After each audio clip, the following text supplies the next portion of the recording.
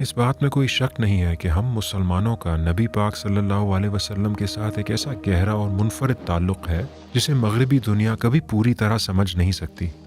یہی وجہ ہے کہ جب مغرب میں توہین آمیز خاکے چھپتے ہیں اور مسلمان دنیا میں رنج و غم کی لہر اٹھتی ہے تو مغربی دنیا اسے غیر معقول قرار دیتی ہے۔ لیکن یہ تعلق پاکستان میں پچھلے کچھ عرصے سے تشدد کی شکل اختیار کرنا شروع ہو گیا ہے، جس کو عام طور پر قانون توہین رسالت یعنی 295 کا غلط استعمال کہا جاتا ہے، اور ساتھ یہ کہا جاتا ہے کہ قانون بذات خود نہ صرف ٹھیک ہے بلکہ خدا کا بنایا ہوا ہے، اور ریاست اگر اس قانون پر عمل نہیں کرے گی تو لوگ تو قانون ہاتھ میں لیں گے ہی۔ اس سے ایک اہم سوال اٹھتا ہے، مسئلہ قانون کے غلط استعمال میں ہے یا قانون بذات خود ہی غلط ہے؟ اور اگر قانون غلط ہے تو کیا ایک غلط قانون کا کوئی صحیح استعمال ہو بھی سکتا ہے؟ عام تصور یہ بنا دیا گیا ہے کہ یہ قانون صدیوں پرانی روایت کا ایک تسلسل ہے جس پر تمام علماء کا اجماع ہے۔ سنی فقہ میں اجماع تاریخی طور پر علماء کے کسی معاملے پر اتفاق رائے ہونے کو کہتے ہیں، جسے پھر قانون کی بنیاد بنایا جا سکتا ہے۔ اجماع کے اسی دعوے کی بنیاد پر 1986 میں 295 کا قانون پاس کیا گیا اور ہر اختلافی آواز کو خاموش کروا دیا گیا۔ اجماع کے اسی دعوے کی بنیاد پر 1991 میں وفاقی شرعی عدالت میں توہین کی سزا صرف اور صرف موت بطور حد یعنی براہ راست خدائی حکم قرار دیا گیا۔ اور یوں اب اس قانون پر سوال اٹھانا اصل میں خدا کے بنائے ہوئے قانون پر سوال اٹھانا ہے، جو سراسر توہین ہی تو ہے۔ لیکن فقہ کی تاریخ اس سے برعکس کہانی بتاتی ہے، جہاں فقہا اس معاملے کو بہت باریکی سے دیکھتے ہیں۔ فقہا کے ہاں جرم کی تعریف بہت واضح اور محدود انداز میں کی گئی ہے، دوسری طرف سزا کی تعریف بہت لچکدار ہے۔ فقہا کا سزا کے بارے میں بہت اختلاف رہا ہے کیونکہ اسے تعزیر یعنی ریاست کی ثوابدید ہی سمجھا جاتا ہے۔ قانون بنیادی طور پر اسی جرم اور سزا کی تعریف کا نام ہے۔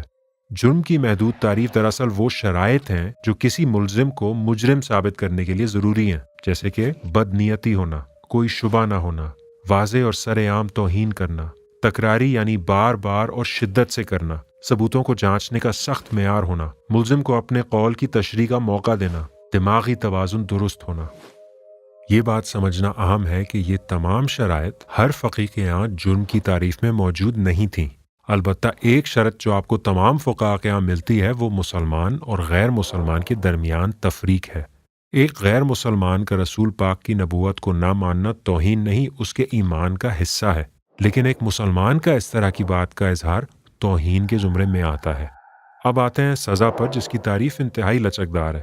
اسلامی فقہ میں سزا کی دو قسمیں ہیں، ایک ہے حد جو قطعاً خدائی ہوتی ہے، اور ایک ہے تعزیر جو قاضی یا اسلامی حکومت کی ثوابدید۔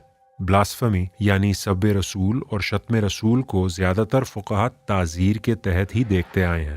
مسلمانوں کے معاملے میں زیادہ تر فقہا اس کو ارتداد یعنی دین چھوڑ دینے کے طور پر قابل سزا سمجھتے ہیں۔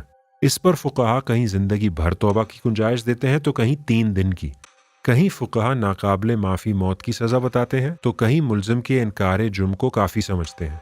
کہیں کلمہ پڑھ لینا اور نکاح دوبارہ کر لینا کافی ہے تو کہیں عمر بھر قید کاٹنا۔ زیادہ تر فقہا کے ہاں ایک گستاخ مسلمان کو صرف ارتداد کی سزا ہے، لیکن بعض کے ہاں ارتداد کی اور گستاخی دونوں کی، اور بعض فقہا کے ہاں ارتداد جرم ہے ہی نہیں۔ اور یہی وجہ ہے کہ آج ارتداد کا قانون زیادہ تر مسلمان ممالک میں نہیں پایا جاتا۔ دوسری طرف غیر مسلمان کی سزا میں اور بھی زیادہ اختلاف اور لچک نظر آتی ہے۔ کہیں کہا جاتا ہے زبانی تادیب کر دیں تو دوسری طرف لازمی موت کی سزا ہے۔ کہیں کوئی معافی کو قبول کرنے کے لیے تیار ہیں اور کہیں نہیں۔ بعض فقہا مجرم کو سزا دے کر مسلمانوں کی بالادستی ثابت کرنا چاہتے ہیں تو بعض فقہا اسے قابل سزا سمجھتے ہی نہیں۔ لیکن ہر جگہ یہ ہے تعزیری سزا جو انسانی حکمت اور شعور کے مطابق طے کر کے ریاست کے ہاتھ میں دی جاتی ہے، جہاں سزا کا ہونا، کتنا ہونا یا نہ ہونا اس بات پر منحصر ہے کہ ریاست کا مسلمانوں اور غیر مسلمانوں کے ساتھ کس نوعیت کا عہد ہے۔ خلاصہ یہ ہوا کہ جرم کی تعریف مسلمان غیر مسلمان کے لیے علیحدہ لیکن بالکل محدود ہے، سزا کی تعریف مسلمان غیر مسلمان کے لیے علیحدہ لیکن بہت لچکدار ہے۔ لیکن پاکستان میں جہاں ہر موڑ پر یہ دعویٰ کیا جاتا ہے کہ 295 کا قانون اسی فقہی رفایت سے نکلا ہے، ادھر اس جرم اور سزا کی تعریف کو آپس میں بالکل الٹ پلٹ کر دیا گیا ہے۔ whoever by words, either spoken or written, or by visible representation or by any imputation, innuendo, or insinuation directly or indirectly defiles the sacred name of the Holy Prophet Muhammad, peace be upon him, shall be punished with death. جرم کی تعریف کرتے ہوئے پہلا لفظ ہی whoever، جو بھی، مسلمان غیر مسلمان کی تفریق ختم کرتا ہے، جس سے جرم کا دائرہ بڑھ جاتا ہے۔ پھر بدنیتی یعنی malicious intent غائب کر دی جاتی ہے، اور پھر ایسے الفاظ شامل کر دیے جاتے ہیں جو فقہی روایت میں ملتے ہی نہیں۔ انیوینڈو یا اشارتاً سے مراد کسی کے الفاظ میں توہین کا ہلکا سا بھی اشارہ ہونا ہے، جو کہ فقہی روایت میں وضاحت کی شرط کے متضاد ہے۔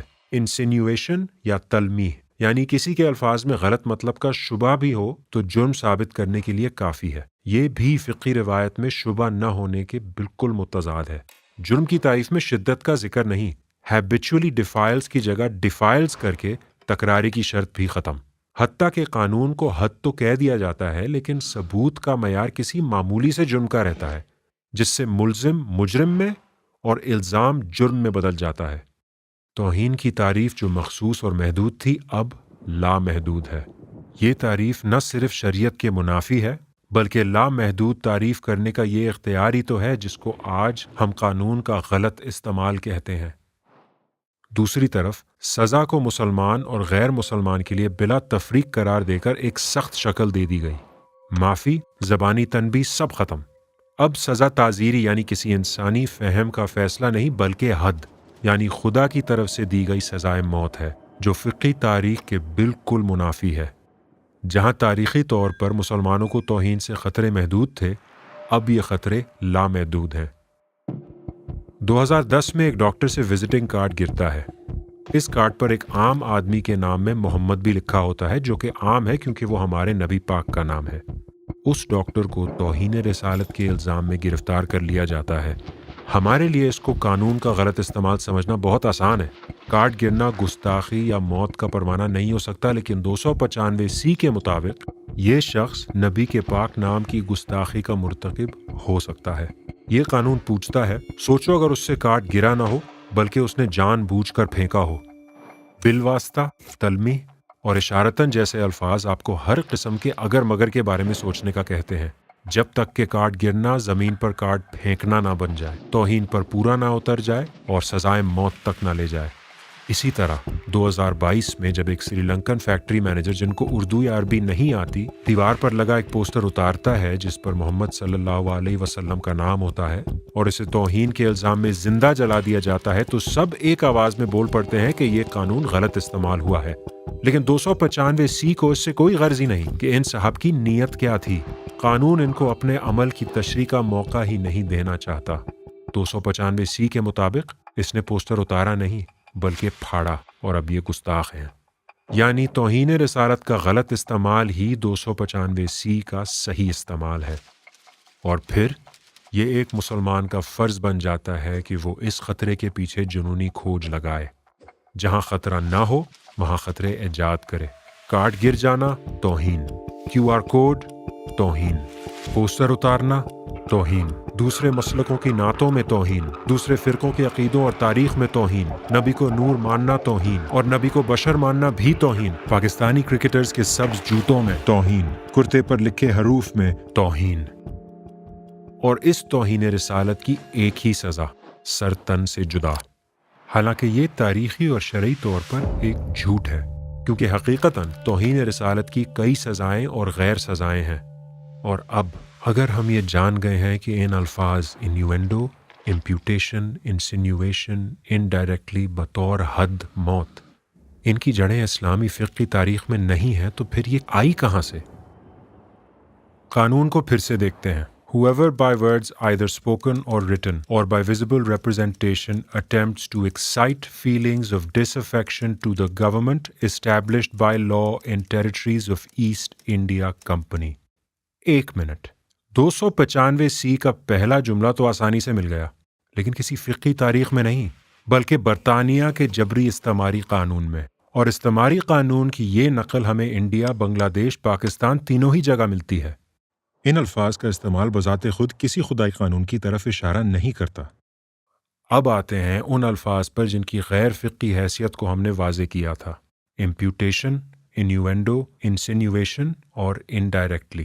یہ الفاظ آپ کو کسی اور مسلمان ممالک کے بلاسفمی لاز میں نہیں ملیں گی، لیکن امپیوٹیشن انڈین ہیٹ سپیچ لاز میں ملے گا، انیوینڈو آسٹریلین ڈیفیمیشن لاز میں ملے گا، انسینیویشن امریکن لائبیل لاز میں ملے گا۔ یہ بات بہت سنگین ہے کہ وہ الفاظ جو ڈیفیمیشن اور لائبل میں استعمال ہوتے ہیں، جن کی سزا موت کبھی نہیں ہوتی، ان کو توہین کے زمرے میں لے کر سزائے موت کے لیے استعمال کیا جا رہا ہے۔ ایسے میں 295 کے غلط استعمال کو روکنا ناممکن ہے۔ جہاں اسلامی فقی قوانین میں ہمارے فقہا 100 میں سے ایک معصوم مطلب کی بنیاد پر رہائی کے لیے آمادہ ہیں، آج پورا معاشرہ 295 کی بنیاد پر 100 میں سے اس ایک مطلب کی تلاش میں ہے جو توہین آمیز ہو۔ لہٰذا کل کو اگر کوئی اس استعماری قانون کو بدلتا ہے، کوئی ایک لفظ کم کرتا ہے یا بڑھا دیتا ہے، تو یہ کہنا کہ آپ نے خدا کا قانون تبدیل کیا ہے سراسر غلط ہوگا۔ جرم کی تعریف کی گھچ مچ تو دیکھ لی، اب دیکھتے ہیں سزا کی تاریخ۔ اس کے لیے ملیں اسماعیل قریشی صاحب سے، جنہوں نے قانون کی تشکیل میں مرکزی کردار ادا کیا۔ یہ وہی صاحب ہیں جنہوں نے فقہی کتابوں کا حوالہ دے کے اجماع کا دعویٰ کیا۔ ان سب کتابوں کو، جو بیشتر حنفی ہیں، جب ہم کھول کے دیکھتے ہیں تو نا قتل کرو کی رائے ملتی ہے۔ تو یہ کیسے ہوا کہ نا قتل کرو کی روایت کو اسماعیل قریشی نے قتل کرو کی روایت میں بدل دیا؟ آسان الفاظ میں، جھوٹے دعووں کے ذریعے، جس کی ایک مثال یہ ہے۔ 8ویں صدی میں حنفی مذہب کے بانی ابو حنیفہ کہتے ہیں غیر مسلمان گستاخ کی سزا موت نہیں۔ 12ویں صدی میں حنبلی فقی ابن تیمیہ حوالہ دیتے ہیں ابو حنیفہ کی رائے میں غیر مسلمان گستاخ کی سزا موت نہیں، اور پھر ایک اختلافی رائے دیتے ہیں۔ 14ویں صدی میں حنفی عالم امام بزازی ابن تیمیہ کی کتاب کا حوالہ دے کر کہتے ہیں ابو حنیفہ کی رائے میں غیر مسلمان گستاخ کی سزا موت ہے۔ ظاہر ہے یہ بہت بڑی غلطی تھی۔ 19ویں صدی کے عثمانیہ دور کے چیف جسٹس اور حنفی محقق علامہ ابن عابدین نے اس غلطی کو پکڑا اور کہا ابو حنیفہ کی رائے میں غیر مسلمان گستاخ کی سزا موت نہیں، اور یہ کہا کہ اس غلط فہمی کو ختم کرنا بہت ضروری ہے، ورنہ مستقبل میں مسئلہ ہوگا۔ 20ویں صدی میں وکیل اسماعیل قریشی نے امام ابو حنیفہ کی رائے اپنی وفاقی شرعی عدالت پٹیشن اور کتاب میں ایسے بیان کی: ابو حنیفہ کی رائے میں غیر مسلمان گستاخ کی سزا بطور حد موت ہے۔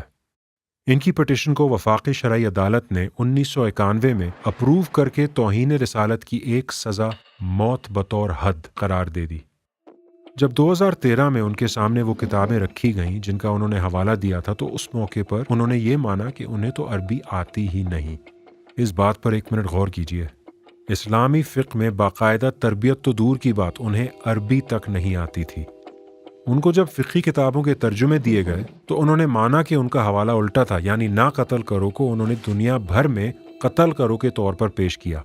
پھر ان سے یہ گزارش کی گئی کہ پچھلی پٹیشنز تو تبدیل نہیں ہو سکتی، لیکن کم سے کم ان کی کتاب میں یہ غلطی ٹھیک کر دی جائے۔ لیکن انہوں نے یہ کہتے ہوئے انکار کر دیا کہ اب اس بارے میں بات چیت کرنے کی ضرورت نہیں۔ اور آج بھی ان کی یہ کتاب انہی غلط حوالوں کے ساتھ پاکستان میں بلاسفمی پر بیسٹ سیلنگ کتاب ہے۔ اسماعیل قریشی صاحب تو دنیا میں نہیں رہے، لیکن وہ جھوٹ جو انہوں نے اپنے قلم سے ایجاد کیے، آج وہی جعلی اجماع قائم رکھنے کے لیے مزید جھوٹ پیدا کرتے جا رہے ہیں۔ جیسے کہ جامعہ علوم اسلامیہ کے فتوے میں، جس میں ابو حنیفہ کی رائے کہ غیر مسلمانوں کو قتل نہیں کیا جا سکتا، اس کو ڈاٹ سے چھپا دیا جاتا ہے اسی جعلی اجماع کو برقرار رکھنے کے لیے۔ پھر جامعہ بنوریہ اپنی ویب سائٹ سے وہ فتویٰ جس میں لکھا ہوتا ہے کہ مسلمان اور غیر مسلمان گستاخ کو تعزیری سزا دی جا سکتی ہے، ڈیلیٹ کر دیتا ہے۔ یہی جھوٹ ملتا ہے اشرف القادری کی زبان میں، اور فرماتے ہیں وہ مثل ہی قال ابو حنیفہ، جب وہ سلمان تاثیر کو قتل کرنے کا فتویٰ دیتے ہیں اور اپنی طرف سے بنائے ہوئے عربی کے جملے ابو حنیفہ کی رائے کے طور پر پیش کرتے ہیں۔ اور یہی جھوٹ ملتا ہے ختم نبوت کی کئی کتابوں میں، سیاستدانوں کی تقریروں میں۔ اور جب مفتی تقی عثمانی، مشتاق احمد، مفتی زاہد اور زاہد الراشدی جیسے علماء اس جعلی اجماع کو بے نقاب کرتے ہیں، حنفی مسلک میں گستاخی کی سزا قتل نہیں ہے، تو جھوٹ ایک نئی شکل اختیار کرتا ہے۔ اس ناقص قانون کے دفاع کے لیے ایک ایسی حدیث کا سہارا لیا جاتا ہے جسے تمام فقہا بشمول ابن عابدین نے ضعیف قرار دیا ہے، اور جو کسی صحیح کتاب میں نہیں ملتی۔ उस ज़ईफ़ और कमज़ोर रवायत को नाउज़ुबिल्लाह कलमे की तरह बच्चों को रटवाया और उन्हें हथियार उठाने पर उकसाया जाता है। एक तरफ हदीस के सबसे बड़े आलिम इमाम बुखारी तौहीन के लिए गैर मुसलमानों का कत्ल नहीं मानते, और इधर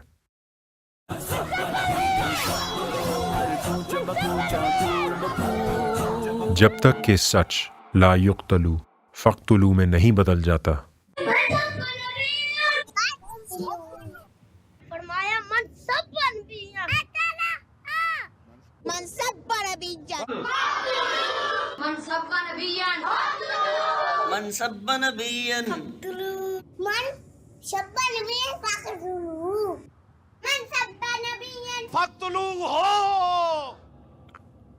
अगर कानून जुर्म और सज़ा की तारीफ़ का नाम है तो 295 इस्तेमारी और मगरबी रिवायत और नाक़िस इस्लामी फ़िक़्ही तारीख़ का गुंजल है, जो अब न सिर्फ गलत इस्तेमाल होगा बल्कि उस गलत इस्तेमाल को रोकने का कदम भी तौहीन कहलाया जाएगा। यही वजह है कि 1986 में जब तौहीन की सज़ा को सिर्फ मौत बना दिया गया तो मावराए अदालत कत्ल की शरह 4500% बढ़ गई और इल्ज़ामात की शरह 20,000% बढ़ी, जिसमें से एक भी इल्ज़ाम सुप्रीम कोर्ट में साबित नहीं हो सका, यानी 295C का एक भी सही इस्तेमाल नहीं हो सका। और फिर कहा जाता है, देखें, रियासत ने फांसी नहीं दी तो हम कानून को अपने हाथ में लेंगे। एक ऐसा कानून जो तमाम फ़िक़्ही उसूलों का उलट है, ताज़ीर को हद में बदलकर, बदनीयती को हटाकर, वाज़े और सरेआम की जगह इनडायरेक्ट, सख्त सबूत की जगह इंसिन्यूएशन, 100 में से एक मासूम मतलब ढूंढने की जगह एक गुस्ताख मतलब काफ़ी, इनोसेंट अंटिल प्रूवन गिल्टी की जगह गिल्टी अंटिल प्रूवन इनोसेंट, जुर्म की महदूद तारीफ को लामहदूद और सज़ा की लामहदूद तारीफ को वाहिद, मौत। खुदा की तरफ से दी गई सज़ा मौत। अब सोचिए, क्या कानून के इन लफ्ज़ों में रद्दो बदल करना इस्तेमारी रंग को उठाना है या नबी पाक की तौहीन? क्या इस सज़ा को वापस ताज़ीर के तहत लाना इस्माइल कुरैशी की गलती को ठीक करना है या नबी पाक की तौहीन? इस कानून में तब्दीली सिर्फ जायज़ ही नहीं, हर सच्चे आशिक़ रसूल की जिम्मेदारी है। जब कोई शख्स नबी पाक के इश्क में अपनी जान भी कुर्बान का दावा देकर किसी मासूम की जान लेता है तो वह सच्चा आशिक़ कैसे? एक सच्चा आशिक़ इस गलत कानून की आड़ में गलत इस्तेमाल करके मासूम जाने और बस्तियां नहीं चलाता। और इन मुजालिम को जब आप इश्क का नाम देते हैं और ये सब कुछ नबी पाक के साथ मंसूब करते हैं और दुनिया इसको नबी पाक का हुक्म समझकर जो गुस्ताखियां करती है, उसका जिम्मेदार कौन है? आपने 295C के कानून से दुनिया में कोई तौहीन नहीं रोकी, लेकिन दुनिया में तौहीन पैदा ज़रूर की। क्या एक आशिक और आशिक बनाता है या और शातिम? अब तक 295C की कहानी हमने बहुत लॉजिकल तरीके से बयान की है, लेकिन लॉजिक से आगे ज़रा रुककर गौर करने की ज़रूरत भी है। इस कहानी के हमारे इज्तिमाई इंसानियत पर, हमारी सोच और फ़िक्र पर बहुत गहरे असरात हैं जिनका सामना करना बहुत ज़रूरी है। जितना हम इस नाक़िस कानून और बयानिए की तायीद करते हैं, उतना ही हम अपने आप को अपनी तारीख़ से महरूम कर देते हैं, उतना ही अपनी इस्तेमारी माजी में अपने हाल को रंग देते हैं, उसी इस्तेमार को जो हमारे और हमारे तारीख़ के दरमियान खड़ा है। इस बात में कोई शक नहीं है कि हम मुसलमानों का नबी पाक सल्लल्लाहु अलैहि वसल्लम के साथ एक ऐसा गहरा और मुनफरिद ताल्लुक़ है जिसे मग़रिबी दुनिया कभी पूरी तरह समझ नहीं सकती। इसी वजह से ये बात मकबूल है कि हम इस बारे में मग़रिबी तनकीद को शक की निगाह से देखें। लेकिन फिर इस इश्क को जब झूठ के लिए हथियार बनाया जाता है तो यही इश्क़ रसूल हमसे तकाजा करता है कि हम पूरी तरह उस वहशत का एहतसाब करें जो इसके नाम पर मुआशरे में फैलाई जा रही है।